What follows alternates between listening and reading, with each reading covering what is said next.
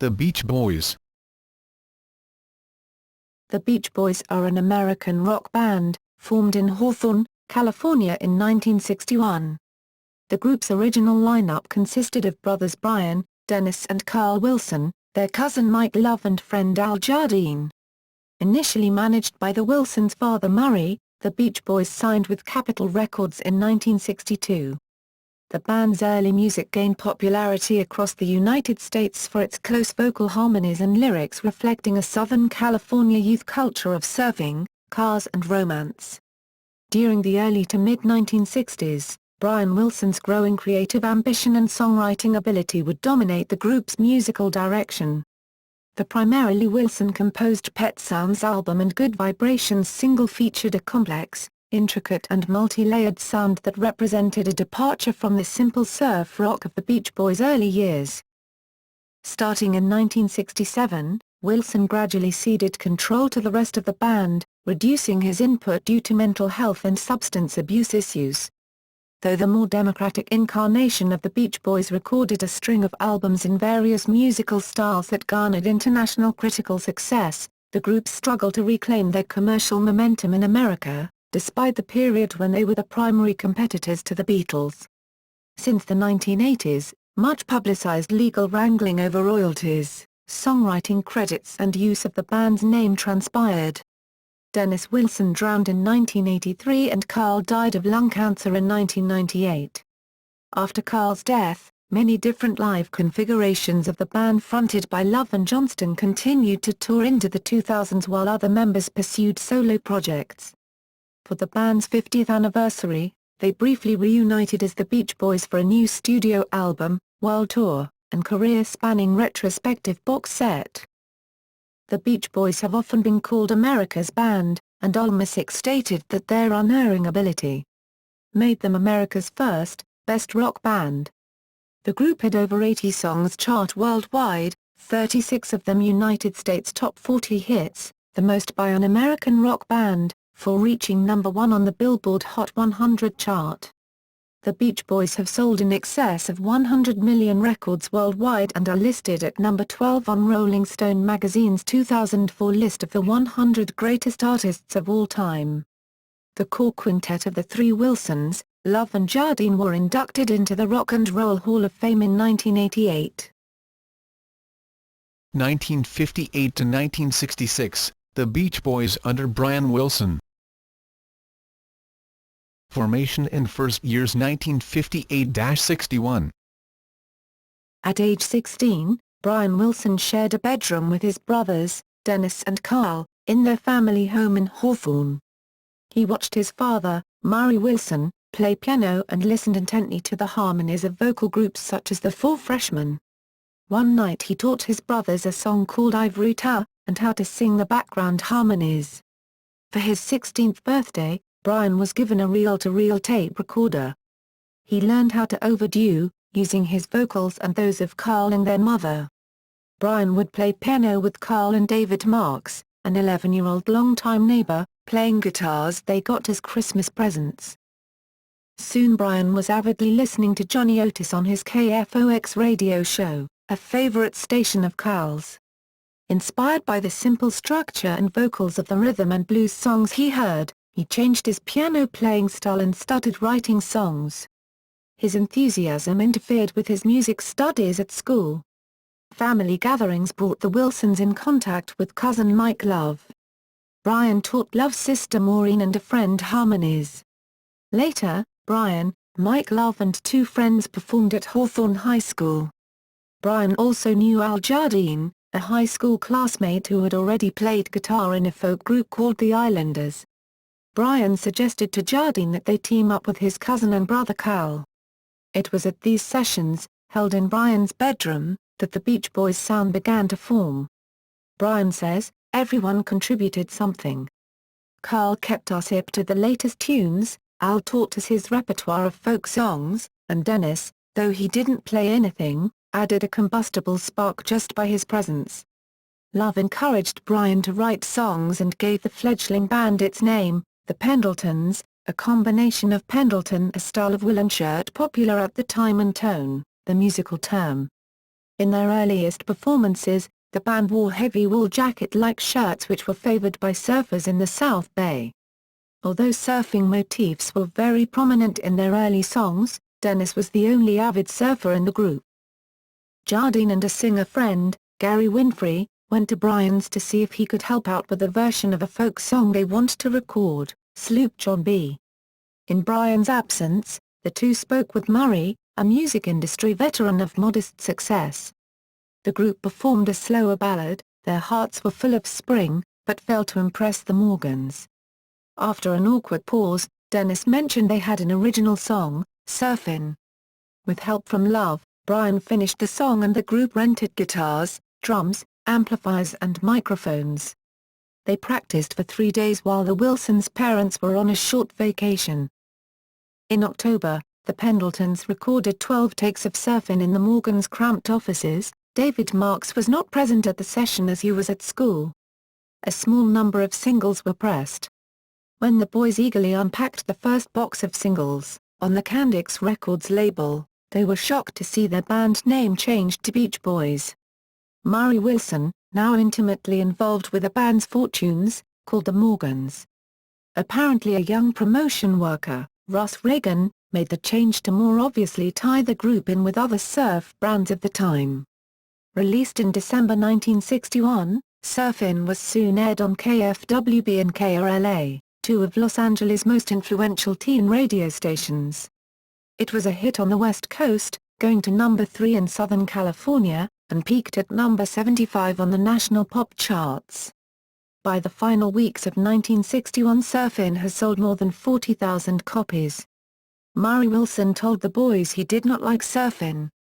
By now the de facto manager of the Beach Boys, he landed the group's first paying gig on New Year's Eve, 1961, at the Ritchie Valens Memorial Dance in Long Beach, headlined by icon Tina Turner.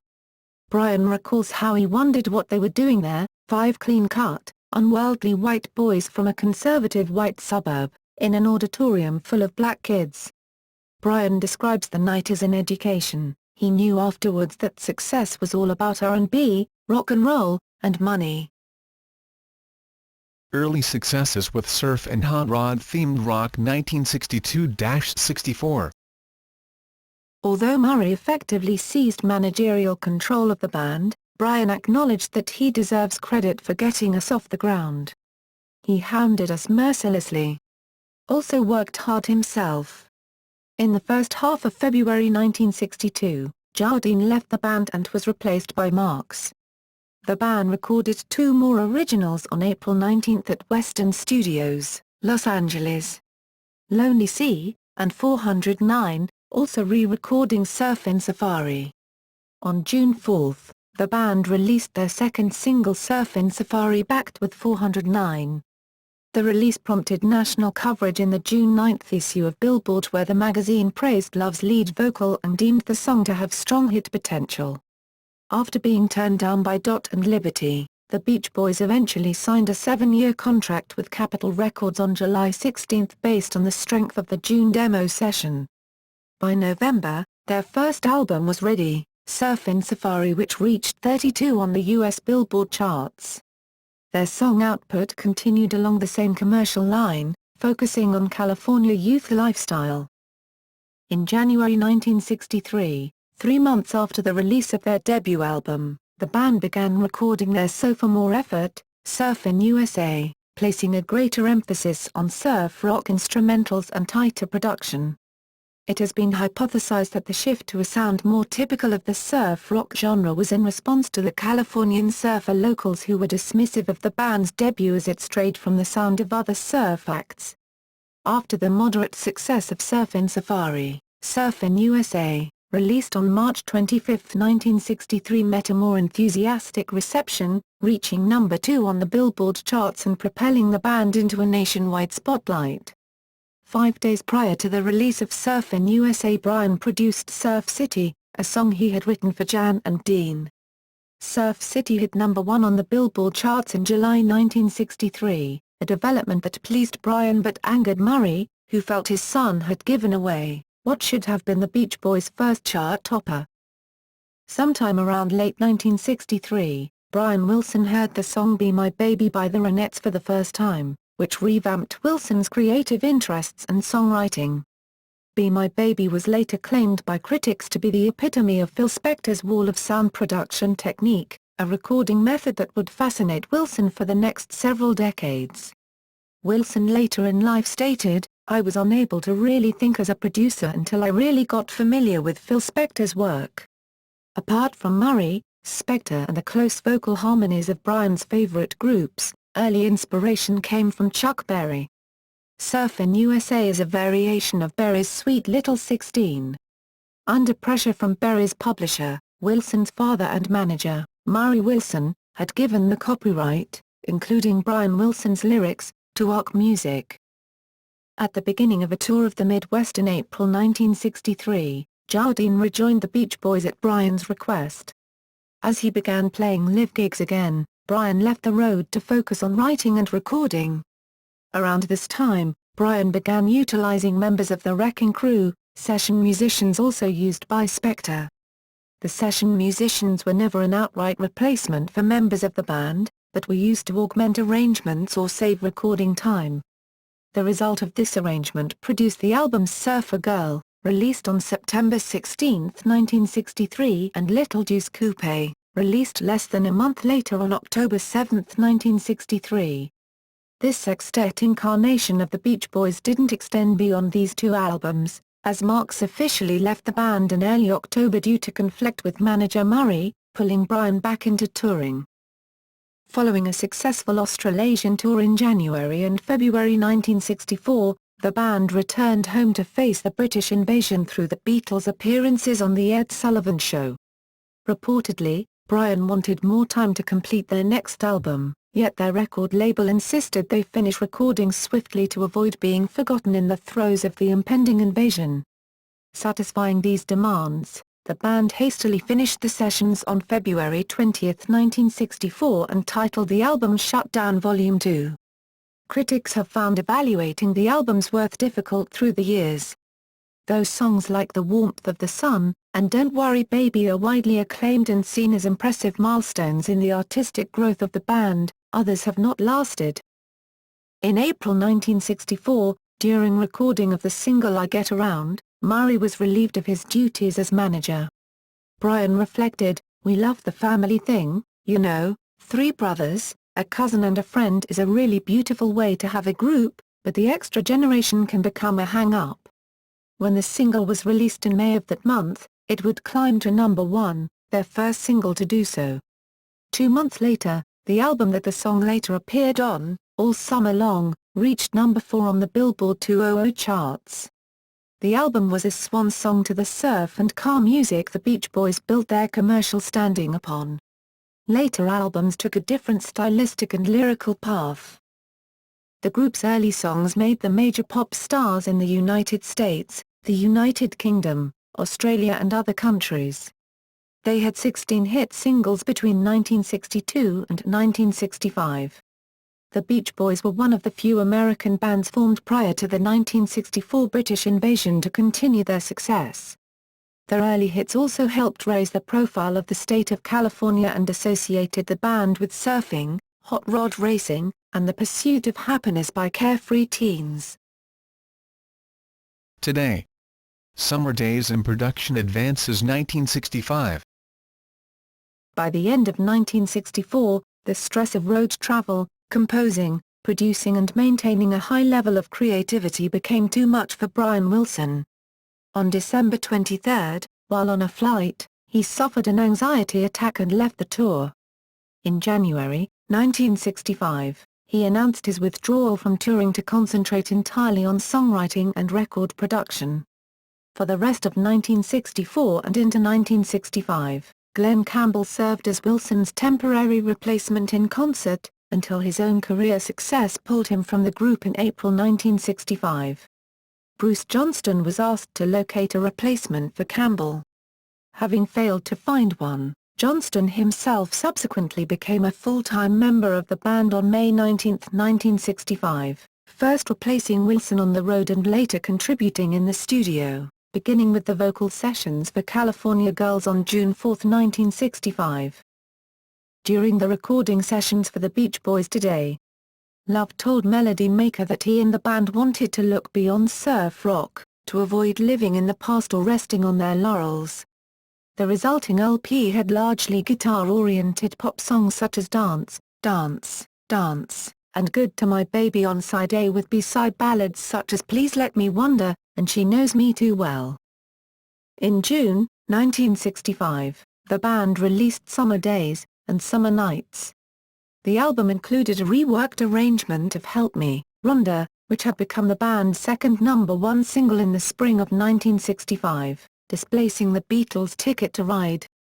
Featured songs included Kiss Me, Baby, and Let Him Run Wild, that tapped into the youthful angst that would later pervade their music.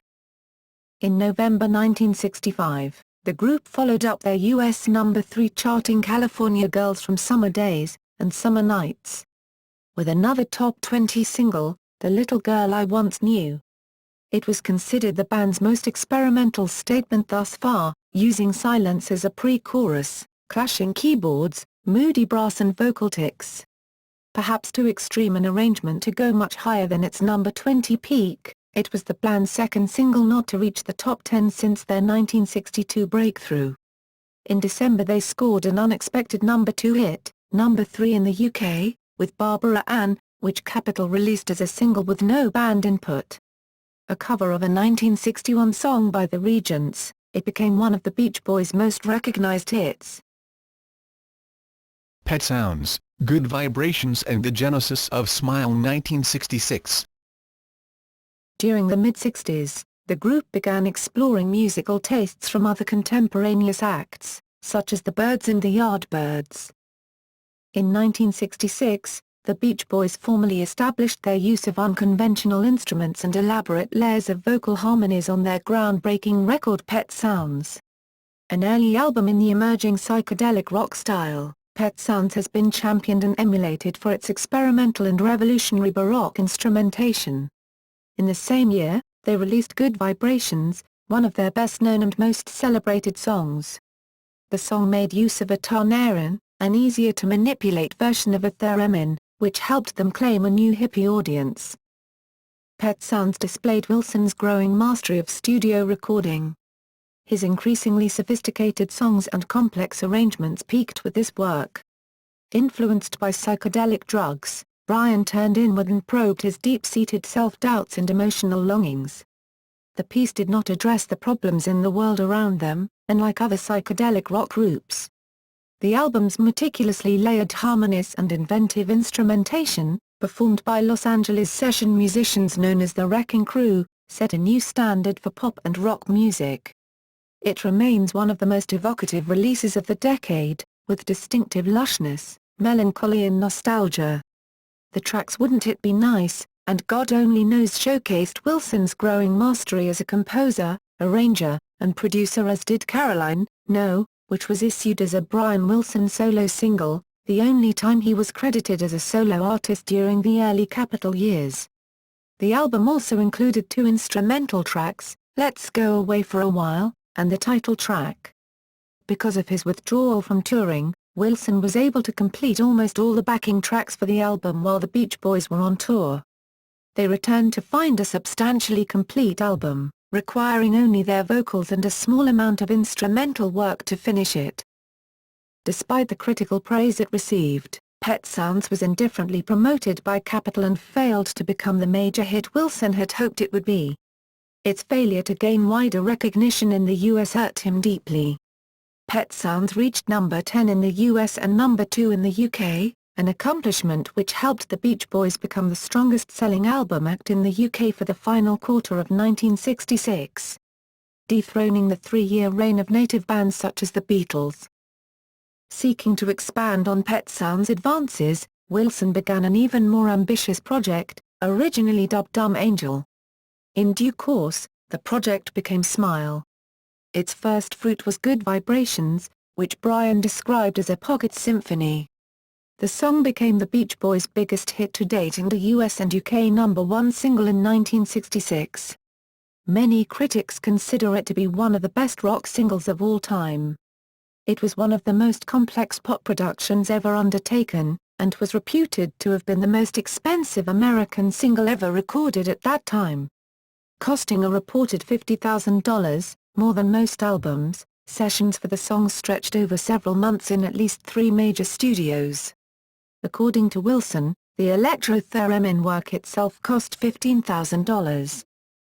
In contrast to his work on Pet Sounds, Wilson adopted a modular approach to Good Vibrations. He broke the song into sections and taped multiple versions of each at different studios to take advantage of the different sound and ambience of each facility. He then assembled his favorite sections into a master backing track and added vocals. The song's innovative instrumentation included drums, Hammond organ, piano, tack piano, 2 basses, guitars, electro-theremin, harmonica, and cello. The group members recall the Good Vibrations vocal sessions as among the most demanding of their career. While putting the finishing touches to Pet Sounds, Brian Wilson met musician and songwriter Van Dyke Parks. In mid-1966, Brian and Parks began an intense collaboration that resulted in a suite of challenging new songs for Smile. Using the same techniques as on Good Vibrations, recording began in August 1966 and carried on into early 1967. Although the structure of the album and the exact running order of the songs have been subjects of speculation, it is known that Wilson and Parks intended Smile to be a continuous suite of songs that were linked both thematically and musically, with the main songs being linked together by small vocal pieces and instrumental segments that elaborated upon the musical themes of the major songs. Many factors combined to put intense pressure on Brian Wilson as Smile neared completion: his own mental instability, the pressure to create against fierce internal opposition to his new music, the relatively unenthusiastic response to Pet Sounds in the United States, Carl Wilson's draft resistance, and a major dispute with Capitol Records. Further, Wilson's reliance on both prescription drugs and amphetamines exacerbated his underlying mental health problems. Smile was shelved in May 1967, and would go on to become the most famous unreleased album in the history of popular music.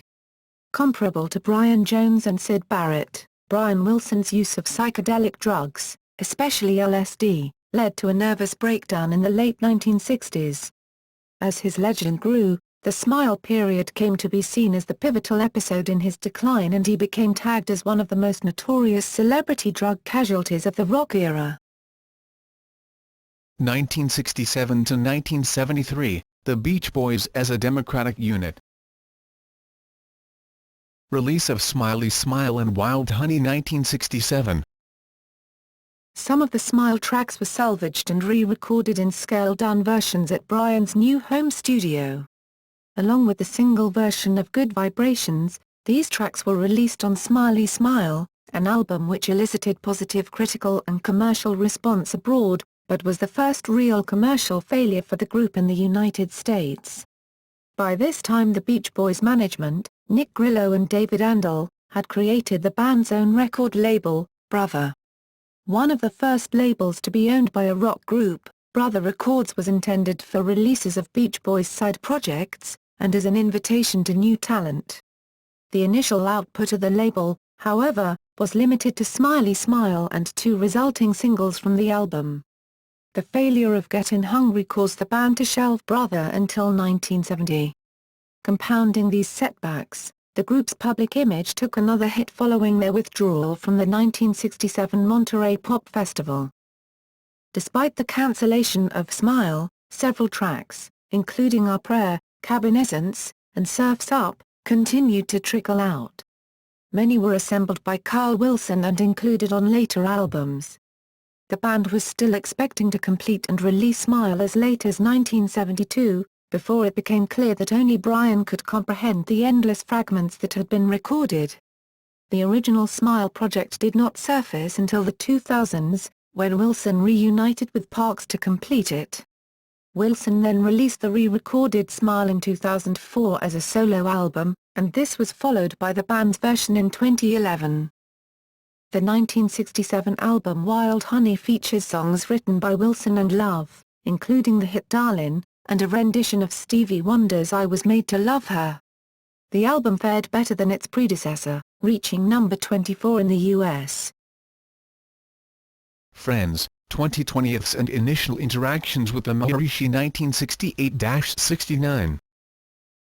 After meeting Maharishi Mahesh Yogi at a UNICEF Variety Gala in Paris, France on December 15, 1967, Love, along with other high-profile celebrities such as Donovan and the Beatles, travelled to Rishikesh in India during February and March 1968. The following Beach Boys album Friends, 1968, had songs influenced by the transcendental meditation taught by the Maharishi. The album reached number 13 in the UK and 126 in the US, the title track placing at number 25 in the UK and number 47 in the US, the band's lowest singles peaks since 1962. In support of the Friends album, Love had arranged for the Beach Boys to tour with the Maharishi in the US, which has been called one of the more bizarre entertainments of the era. Starting on May 3, 1968, the tour lasted 5 shows and was cancelled when the Maharishi had to withdraw to fulfill film contracts. Due to disappointing audience numbers and the Maharishi's withdrawal, 24 tour dates were subsequently cancelled at a cost estimated at $250,000, approximately $1,610,000 today, for the band. This tour was followed by the release of Do It Again, a single critics described as an update of the Beach Boys' surf rock past in a late 1960s style. The single went to the top of the Australian and UK single charts in 1968 and was moderately successful in the US, peaking at number 20. For a short time in mid-1968, Brian Wilson sought psychological treatment in hospital. During his absence, other members began writing and producing material themselves. To complete their contract with Capitol, they produced one more album. 20/20, 1969, was one of the group's most stylistically diverse albums, including hard rock songs such as All I Want to Do, The Waltz-based Time to Get Alone, and a remake of the Ronettes' I Can Hear Music. The diversity of genres have been described as an indicator that the group was trying to establish an updated identity. The album performed strongly in the UK, reaching number 3 on the charts. In the US, the album reached a modest 68. On April 12, 1969, the band revisited their 1967 lawsuit against Capitol Records after they alleged an audit undertaken revealed the band were owed over $2 million, $12,860,000 today, for unpaid royalties and production duties. The band's contract with Capitol Records expired on June 30, 1969, after which Capitol Records deleted the Beach Boys' catalog from print, effectively cutting off their royalty flow. In November 1969, Murry Wilson sold Sea of Tunes, the Beach Boys' catalog, to Irving Almo Music, a decision which according to Marilyn Wilson devastated Brian. In late 1969, the Beach Boys reactivated their brother label and signed with Reprise. Around this time, the band commenced recording 2 separate albums, Add Some Music and Reverberation, the latter considered for their final Capitol release before the projects were combined to strengthen the result. At the time the Beach Boys' tenure ended with Capitol in 1969, they had sold 65 million records worldwide, closing the decade as the most commercially successful American group in popular music. Sunflower, Surf's Up and Change in Sound, Label and Management 1970-71. In 1970, armed with a new Reprise contract, the band appeared rejuvenated, releasing the album Sunflower to critical acclaim. The album features a strong group presence with significant writing contributions from all band members. Brian Wilson was quite active during this period, writing or co-writing 7 of the 12 songs on Sunflower and performing at half of the band's domestic concerts in 1970. Sunflower reached number 29 in the UK and number 151 in the US, the band's lowest domestic chart showing to that point. Tears in the Morning, written and sung by Bruce Johnston, reached number 4 in the Netherlands. A version of Cotton Fields arranged by Jardine appeared on European releases of Sunflower and as a single, reached number 1 in Australia, Norway, South Africa and Sweden, and the top 5 in 6 other countries, including the UK. After Sunflower, the band hired Jack Riley as their manager. Under Riley's management, The group's music began emphasizing political and social awareness. During this time, Carl Wilson gradually assumed leadership of the band and really contributed lyrics. On August 30, 1971, the band released Surf's Up, named after the Brian Wilson Van Dyke Parks composition Surf's Up. The song was the same arrangement as Brian's 1966 version, with Carl adding vocals and overdues. Carl's long-promised Road and Feel flows with lyrics by Riley are also standouts on the record. The track A Day in the Life of a Tree was sung by Riley. Johnston produced the classic Disney Girls, 1957, a throwback to an easier, simpler time. Johnston ended his first stint with the band shortly after the record's release, reportedly because of friction with Riley. The album was moderately successful, reaching the US Top 30, a marked improvement over their recent releases. While the record charted, the Beach Boys added to their renewed fame by performing a near-sellout set at Carnegie Hall, followed by an appearance with the Grateful Dead at Fillmore East on April 27, 1971. Line-up shuffle: Carl and the Passions, Holland and acclaimed live performances 1972-73. The addition of Ricky Fataar and Blondie Chaplin in February 1972 led to a dramatic restructuring in the band's sound.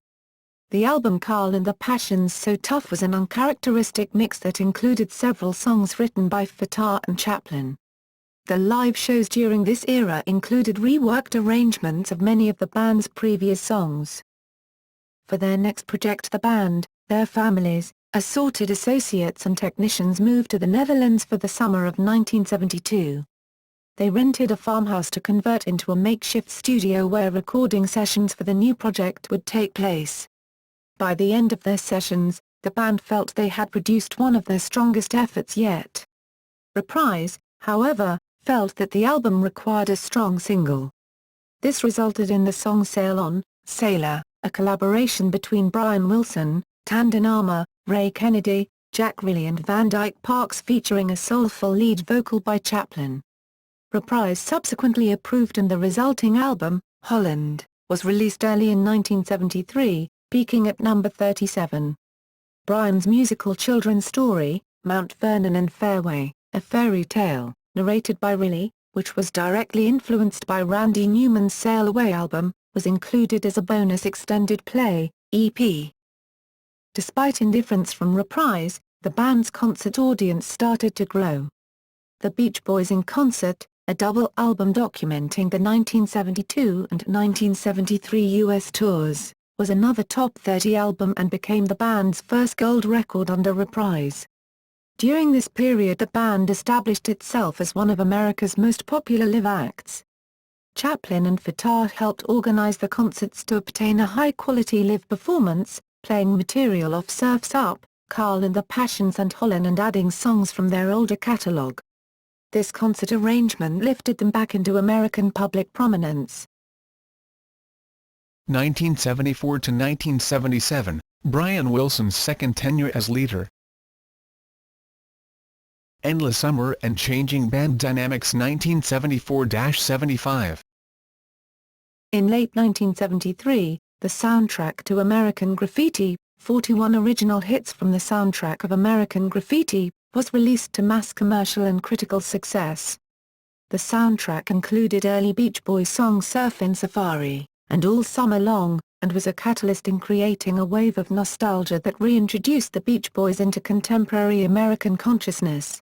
In 1974, Capitol Records issued Endless Summer, the band's first major pre-Pet Sounds Greatest Hits package. The record's sleeve sunny, colorful graphics caught the mood of a nation and surged to the top of the Billboard album charts. It was the group's first multi-million selling record since Good Vibrations, and remained on the album chart for 3 years. The following year, Capitol released a second compilation, Spirit of America, which also sold well. With these compilations, the Beach Boys became one of the most popular acts in rock, propelling themselves from opening for Crosby, Stills, Nash and Young to headliners selling out basketball arenas in a matter of weeks. Rolling Stone named the Beach Boys the Band of the Year for 1974, solely on the basis of their juggernaut touring schedule and material written over a decade earlier.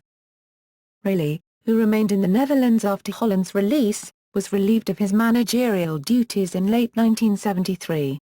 Chaplin also left in late 1973 after an argument with Steve Love, the band's business manager, and Mike's brother. Fatah remained until 1974, when he was offered a chance to join a new group led by future Eagles member Joe Walsh. Chaplin's replacement, James William Guascio, started offering the group career advice that resulted in his becoming their new manager. Under Guascio, the Beach Boys staged a highly successful 1975 joint concert tour with Chicago, with each group performing some of the other's songs, including their previous year's collaboration on Chicago's hit Wishing You Were Here. Beach Boys vocals were also heard on Elton John's 1974 hit Don't Let the Sun Go Down on Me. Nostalgia had settled into the Beach Boys' hype. The group had not officially released any new material since 1973's Holland. While their concerts continuously sold out, the stage act slowly changed from a contemporary presentation followed by oldies encores to an entire show made up of mostly pre-1967 music. 15 Big Ones in the Brian's Back Campaign 1976. 15 Big Ones, 1976, marked Brian's return as a major force in the group. The album included new songs by Brian, as well as cover versions of oldies such as Rock and Roll Music, Number 5, Blueberry Hill, and In the Still of the Night. Brian and Love's It's Okay was in the vein of their early 60s style and was a moderate hit. The album was publicized by an August 1976 NBC TV special, simply titled The Beach Boys. The special, produced by Saturday Night Live, SNL, creator Lorne Michaels, featured appearances by SNL cast members John Belushi and Dan Aykroyd. Love You, Adult Child and Dissolution 1977. For the remainder of 1976 to early 1977, Brian Wilson spent his time making sporadic public appearances and producing the band's next album Love You, 1977, a quirky collection of 14 songs mostly written, arranged and produced by Brian. Brian revealed to biographer Peter Ames Carlin that Love You is one of his favorite Beach Boys releases, telling him that's when it all happened for me. That's where my heart lies. Love You peaked at number 28 in the UK and number 53 in the US and developed a cult following. Regarded as one of the band's best albums by fans and critics alike. After Love You was released, Brian began to record and assemble Adult Child, an effort largely consisting of songs written by Wilson from 1976 and 1977, with some sourced from the Sunflower period. The effort is noted for featuring a big band sound on multiple tracks, written by Wilson and arranged by Dick Reynolds. Though publicized as the Beach Boys' next release, Adult Child reportedly caused tension within the group and was ultimately shelved. Rumors surfaced alleging that the album's demise directly resulted in Brian's renewed withdrawal from band activity. Following this period, his concert appearances with the band gradually diminished and his performances were deemed erratic. Despite the much-hyped Brian's Back campaign in the mid to late 1970s, most critics at this point would comment on how he could become the latest celebrity drug casualty. The internal wrangling came to a head after a show at Central Park on September 1, 1977, when the band effectively split into two camps. Dennis and Carl Wilson on one side, Mike Love and Al Jardine on the other, with Brian remaining neutral. Following a confrontation on an airport tarmac, the band broke up for 2.5 weeks, until a band meeting on September 17, at Brian's house. In light of a potential new Caribou Records, the parties negotiated a settlement resulting in Love gaining control of Brian's vote in the group, allowing Love and Jardine to outvote Carl and Dennis Wilson on any matter. Later years, Fluctuating Control. Infighting and the Wilsons Retreat 1978 to 1983. The Beach Boys' last album for Reprise, MIU album, 1978, was recorded at Maharishi International University in Iowa at the insistence of Love. Dennis and Carl made limited contributions. The album was mostly produced by Jardine and Ron Olch, with Brian appearing as executive producer. MIU was largely a contractual obligation to finish out their association with Reprise, who likewise did not promote the result. The record cemented the divisions in the group. Love and Jardine focused on rock and roll-oriented material while Carl and Dennis chose the progressive focus they had established with the albums Carl and the Passions and Holland. Dennis withdrew from the group to focus on his second solo album and follow-up to Pacific Ocean Blue entitled Bamboo. However, alcoholism and marital problems overcame all three Wilson brothers and Bamboo was shelved. Carl appeared intoxicated during concerts, notably at appearances on their disastrous 1978 Australia tour, and Brian gradually slid back into addiction and an unhealthy lifestyle. After departing Reprise, the Beach Boys signed with CBS Records. They received a substantial advance and were paid $1 million per album even as CBS deemed their preliminary review of the band's first product, L.A. Light album, as unsatisfactory. Faced with the realization that Brian was unable to contribute, the band recruited Johnston as producer. The result paid off, as Good Timin' became a top 40 single. The album featured outstanding performances by both Dennis, Cuts Intended Bamboo, and Carl, Full Sail. The group enjoyed moderate success with a disco reworking of the Wild Honey song Here Comes the Night, which was followed by their highest-charting UK single in 9 years. Jardine's Lady Linda peaked at number 6 in the UK singles chart. 1980 saw the release of Keeping the Summer Alive, with Johnston once again producing. Carl Wilson was the only Wilson to influence the finished product. Brian managed to contribute several ideas, as seen in the Going Platinum television special documenting the album's release, but was otherwise persona non grata. Dennis' ongoing personal problems kept him out of the special and album, though his drumming is heard on the cover version of Chuck Berry's School Days. From 1980 through 1982, the Beach Boys and the Grassroots performed Independence Day concerts at the National Mall in Washington, D.C., attracting large crowds. However, in April 1983, James G. Watt, President Ronald Reagan's Secretary of the Interior, banned Independence Day concerts on the Mall by such groups.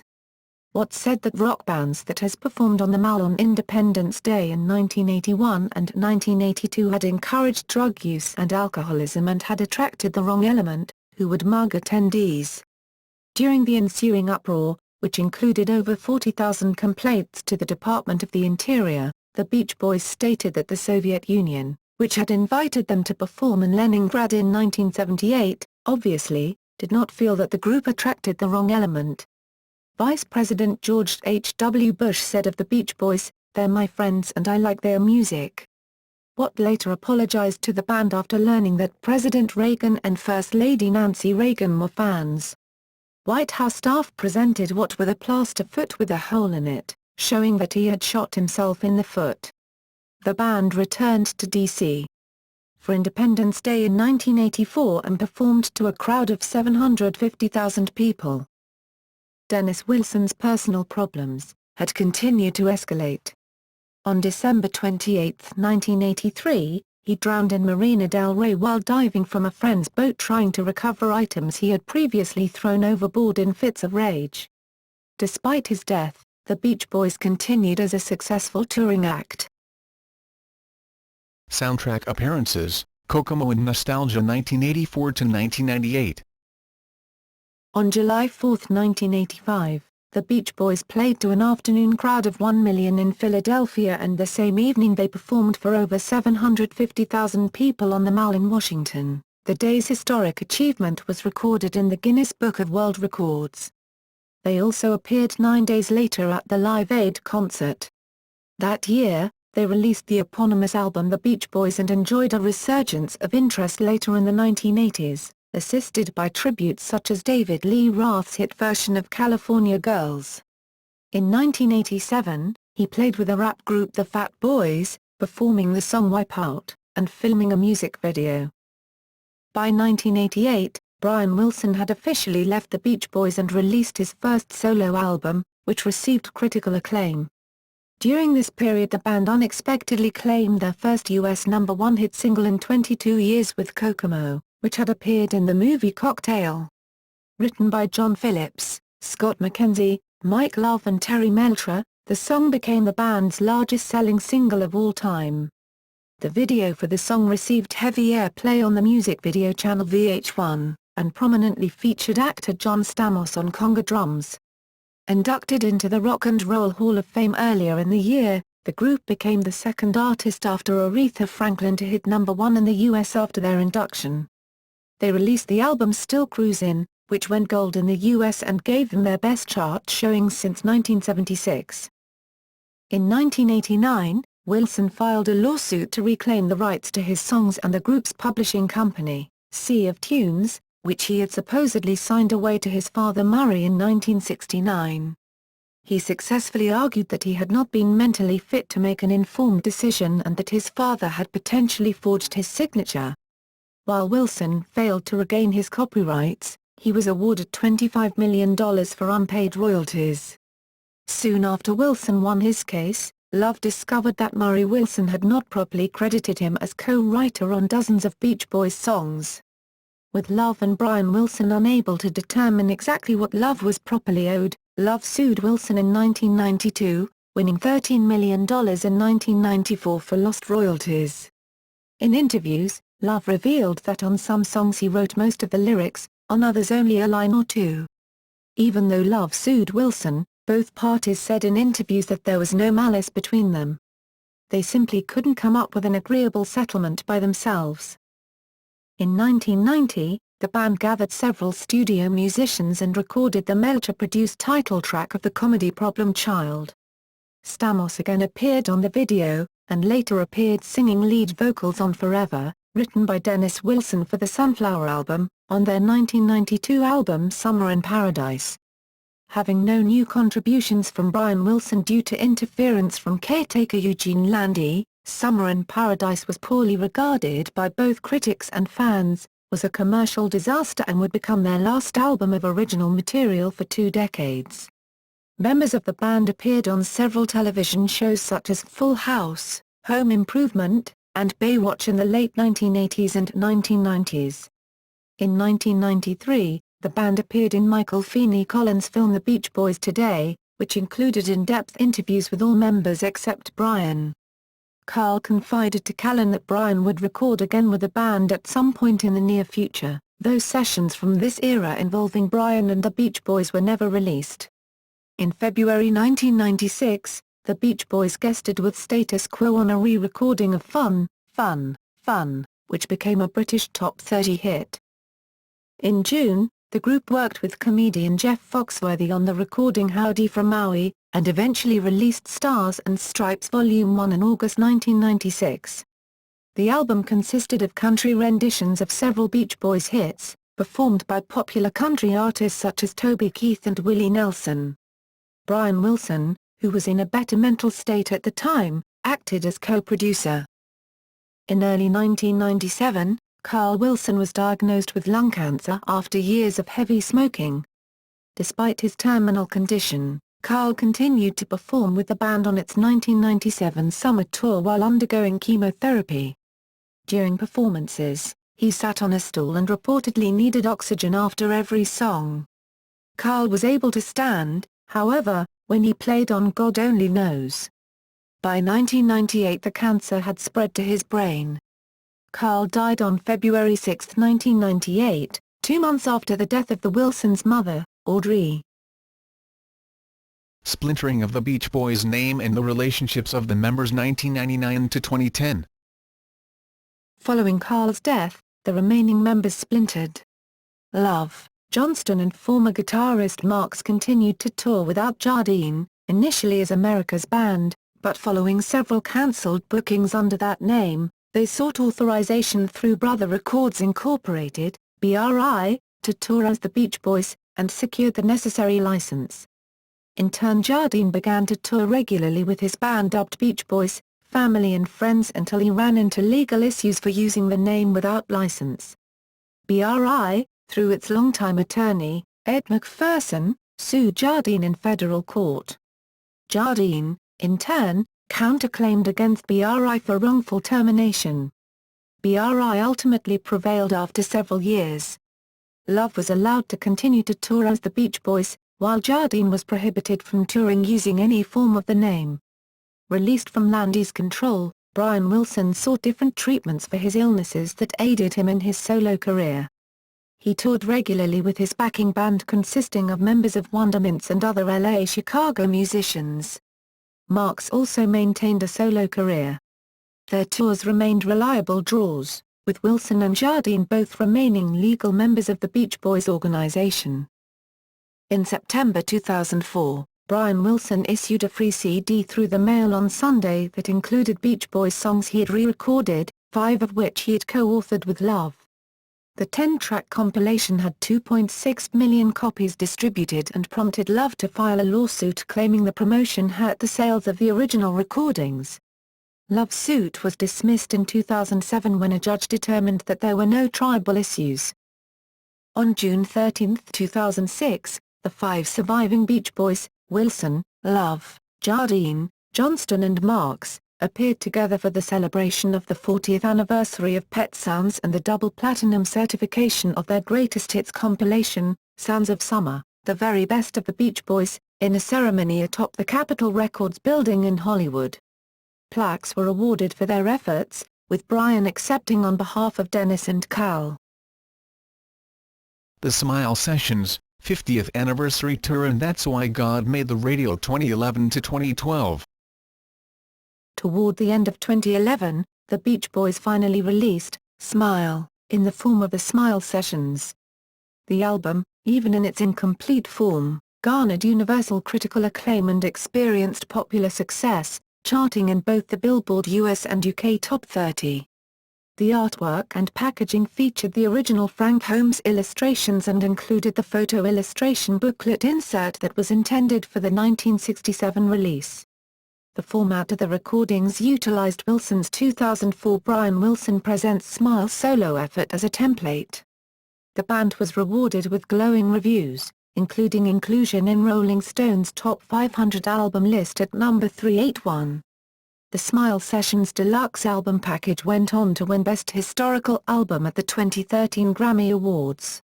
Brian Wilson personally accepted the award stating "I guess Van Dyke and I were onto something after all." In a 500-set limited edition, the Smile Sessions came in a box set with a light-up shop front window. Each of these box sets came with Brian Wilson's signature on the box. In February 2011, the Beach Boys released Don't Fight the Sea, a charity single to aid the victims of the 2011 Japan earthquake. The single, released on Jardine's 2011 album A Postcard from California, featured Jardine, Wilson, Love and Johnston, with pre-recorded vocals by Carl Wilson. Rumors then circulated regarding a potential 50th anniversary band reunion. On December 16, 2011, it was announced that Wilson, Love, Jardine, Johnston and Marx would reunite for a new album and 50th anniversary tour in 2012 to include a performance at the New Orleans Jazz Festival in April 2012.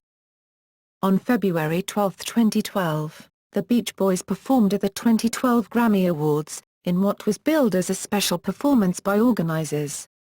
It marked the group's first live performance to include Brian since 1996. This anniversary lineup performed Good Vibrations with Adam Levine and Mark Foster, after Maroon 5 opened the set with Surfer Girl, and Foster the People played Wouldn't It Be Nice during the ceremony. Johnston said, "I never hoped for, because I never thought any of us wanted to do it. We have probably, the presidential honeymoon of 6 months, but then we have to show something to keep it going. We have to make sure we have a great flowing song list but also make sure we don't sound like a greatest hits band. We have a lot to balance." The Beach Boys appeared at the April 10, 2012, season opener for the Los Angeles Dodgers and performed Surfer Girl along with the Star-Spangled Banner. They also performed at the Bonnaroo Music and Arts Festival in Manchester, Tennessee on June 14, 2012. Johnston compared the sound of the new album to one of the band's least successful albums but fan favorite Sunflower, while Jardine said the album is very lush, very pet-sounding. The first single from the album, the title track, made its national radio debut April 25, 2012. on ESPN's Mike and Mike in the Morning, and was released on iTunes and other digital platforms on April 26. That's Why God Made the Radio debuted at number 3 on US charts, the group's highest-charting album since 1974's compilation Endless Summer, and its highest-charting studio album since 1965's Summer Days and Summer Nights. It became the band's first top 10 studio album since 1976's 15 Big Ones. The album made its debut in the UK at number 15, its highest studio album debut since 1971's Surf's Up. The album also made US chart history by expanding the group's span of Billboard 200 top 10 albums across 49 years and 1 week, passing the Beatles with 47 years of top 10 albums. Later in 2012, the group released the 50 Big Ones and Greatest Hits compilations along with reissues of 12 of their albums. The next year, the group released Live, the 50th anniversary tour of 41-song, 2 CD set documenting their 50th anniversary tour. Breakup and return to solo careers 2012-present. While there were no definite plans, Brian stated that he would like to make another Beach Boys album following the world tour. "This time I would like to do some rock and roll," Wilson says. "I would like it to be a bit harder and faster." Love and Johnston continued to tour, while Wilson expressed a more touring and recording with the band. In July 2012, Love said that Wilson and producer Joe Thomas had over 80 hours of music recorded, much of it culled from material they were working on around the time of Wilson's 1998 Your Imagination album that were always songs he had earmarked for the Beach Boys. On October 5, 2012, Love announced in a self-written press release to the LA Times that the band would return to its pre-50th reunion tour lineup with him and Johnston touring as the Beach Boys without Wilson, Jardine and Marks. Brian remained optimistic. "I wouldn't mind getting together with Mike and the guys and making an exciting rock and roll album. I'm sure by early next year we'll be ready to rock." On October 9, 2012, Wilson and Jardine submitted a written response to the rumors saying, on December 13, 2012, Wilson and Jardine played a Christmas show at which they performed the Beach Boys' Christmas songs, Little Saint Nick, and Christmas Day. Following this appearance, on January 23, 2013, Wilson announced a concert date featuring himself, Jardine and Marks. It has been speculated that the date announced will be followed by more dates, as Wilson has said he will be spending the summer with Jardine and Marks. Love and Johnston continued to perform under the Beach Boys name, while Wilson, Jardine, and Marks continued to tour as a trio. The tour, with guitarist Jeff Beck, also included Chaplin at select dates. Reflecting upon the band's recent reunion in 2013, Love stated, "I had a wonderful experience being in the studio together. Brian has lost none of his ability to structure those melodies and chord progressions, and when we heard us singing together coming back over the speakers it sounded like 1965 again. Touring was more for the fans, it was a great experience, it had a term to it, and now everyone's going on with their ways of doing things." In a July 8, 2013 interview, he continued by discussing the potential of another reunion, saying, "I don't know how that sacking controversy started. The anniversary tour was originally 50 dates, and got extended to 73. At that point, Brian said, 'No more dates for us, please.' So once we finished those 73 shows we went back to the lineup of the band before he rejoined. I'd very much like to get in a room, just him and I, to write more songs. We didn't write together on last year's album, and I'd like to do that more than anything." On August 27, 2013, the group released Made in California, a 6-disc collection featuring more than 7.5 hours of music, including more than 60 previously unreleased tracks. Made in California also concluded the Beach Boys' 50th anniversary campaign.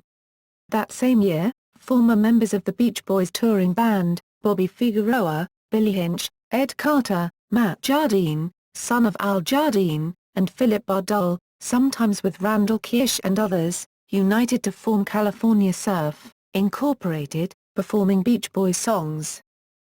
Jardine, Marks, Johnston and Love appeared together at the 2014 Ella Awards ceremony, where Love was honored for his work as a singer. Marx sang 409 in honor of love while Jardine performed Help Me Rhonda. They closed the show by performing Fun, Fun, Fun. Brian Wilson's band leader Jeff Foskett also appeared, but not Wilson. Legacy. Regarded by some critics as among the greatest American rock groups and an important catalyst in the evolution of popular music, the Beach Boys are one of the most critically acclaimed and commercially successful bands of all time. Influenced by barbershop music and rhythm and blues, they began playing 1950s-style rock and roll married to five-part harmony. The band later went on to incorporate many different genres, from baroque pop to psychedelia and synth pop. Beach Boys sales estimates range from 100 to 350 million records worldwide and have influenced artists spanning a mix of genres and decades. Artists influenced by the Beach Boys include the Beatles, George Martin, The Velvet Underground, Pink Floyd, Cream, The Who, Elton John, ABBA, Bruce Springsteen, The Ramones, The Stone Roses, Sonic Youth, Beck, R.E.M., Weezer, Neutral Milk Hotel, Radiohead, Of Montreal, The Olivia Tremor Control, The Flaming Lips, My Bloody Valentine, Daft Punk, Air, Kraftwerk, Yellow Magic Orchestra, Belle and Sebastian, The Beta Band, Alex Chilton, Yo La Tengo, Saint Etienne, Pixies, Mr. Bungle, Management, Marvin B. Naylor, and Animal Collective. The Beach Boys today. 1965, Wild Honey, 1967, Sunflower, 1970, Surf's Up, 1971, Holland, 1973, and The Smile Sessions, 2011, have featured in several greatest albums of all time related lists with the group's 1966 releases, Pet Sounds and Good Vibrations, frequently ranking among the top of critics' lists of the greatest albums and singles of all time. Pet Sounds is on the greatest albums lists Time, Rolling Stone, New Musical Express, Mojo, and The Times. The record made a profound influence on the Beach Boys' contemporaries. McCartney named it one of his favorite albums of all time, with God Only Knows as his all-time favorite song. McCartney said that it was the inspiration behind the seminal Beatles album, Sgt. Pepper's Lonely Hearts Club Band. Echoing this sentiment, Beatles producer George Martin said, "Pepper was an attempt to equal Pet Sounds." In 1966 and 1967 reader polls conducted by UK magazine NME, the Beach Boys were crowned as the world's #1 vocal group ahead of the Beatles and the Rolling Stones. 1974 saw the Beach Boys awarded Band of the Year by Rolling Stone. On December 30, 1980 the Beach Boys were awarded a star on the Hollywood Walk of Fame, located at 1500 Vine Street. The group was inducted into the Rock and Roll Hall of Fame in 1988 and 10 years later was selected for the Vocal Group Hall of Fame. In 2001, the group received the Grammy Lifetime Achievement Award. Brian Wilson was inducted into the UK Rock and Roll Hall of Fame in November 2006. In 2004, Rolling Stone ranked the Beach Boys number 12 on its list of the 100 greatest artists of all time. The Wilsons' California house, where the Wilson brothers grew up and the group began, was demolished in 1986 to make way for Interstate 105, the Century Freeway. A Beach Boys historic landmark, California Landmark No. 1041 at 3701 West 119th Street, dedicated on May 20, 2005, marks the location. Discography. Surfin' Safari, 1962. Surfin' USA, 1963, Surfer Girl, 1963, Little Deuce Coupe, 1963, Shutdown Volume 2, 1964, All Summer Long, 1964, The Beach Boys Christmas Album, 1964, The Beach Boys Today. 1965, Summer Days, and Summer Nights. 1965, Beach Boys Party. 1965, Pet Sounds, 1966, Smiley Smile, 1967, Wild Honey, 1967, Friends, 1968, 20/20, 1969, Sunflower, 1970, Surf's Up, 1971, Carl and the Passions So Tough, 1972, Holland, 1973, 15 Big Ones, 1976, Love You, 1977, MIU Album, 1978, LA, Light Album, 1979, Keeping the Summer Alive, 1980, The Beach Boys, 1985, Still Cruisin', 1989, Summer in Paradise, 1992, Stars and Stripes Volume 1, 1996, That's Why God Made the Radio, 2012. Selected filmography. The Beach Boys, Good Vibrations Tour, 1976, The Beach Boys, An American Band, 1985, The Beach Boys, Nashville Sounds, 1996, The Beach Boys, Endless Harmony, 1998, The Beach Boys, Live and Nebworth, 2002, The Beach Boys, The Lost Concert, 2003, The Beach Boys, In London 1966, 2006, The Beach Boys, Chronicles, 2012, The Beach Boys, Doin' It Again, 2012. The Beach Boys also appear in the Beach Party films The Girls on the Beach, in which they perform 3 songs: The Girls on the Beach, Lonely Sea, and Little Honda, and The Monkees' Uncle, in which they perform The Monkees' Uncle with Annette Funicello. The life of the Beach Boys is the subject of 2 TV movies, Summer Dreams, The Story of the Beach Boys, and The Beach Boys, An American Family. The Beach Boys appeared in an episode of Full House entitled Beach Boy Bingo, which aired on November 18, 1988. The Beach Boys also appeared in Season 6, Episode 4 of Baywatch, 1995.